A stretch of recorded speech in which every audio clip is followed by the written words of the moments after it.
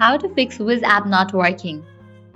Let's get started. The very first thing you want to check is whether you are using the latest version of app or not. For that, open your Play Store or App Store. Now search for the app Wizz. After app appears, at the right corner you will find the option of Open or Update. If you find the option of Update, just click on it and update your app to its latest version. After you update the app, you can check whether your problem has been solved or not. Heading towards next solution, you have to clear the cache of the app. For that, long press on the app, click on the option of App Info. At the bottom right corner, you will see the option of Clear Data. Click on it. Click on Clear Cache. Click on OK. Click on Clear All Data. Click on OK. Now you can check whether your problem has been solved or not.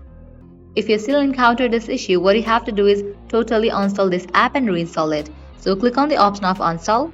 Click on OK. After completion of installation process, open your Play Store or App Store. Now search for the app and install it. Applying all these solutions, your problem will be fixed. So this is how you can fix Wizz app not working. At the end, if you guys find this video helpful, don't forget to like, share and subscribe. Thank you.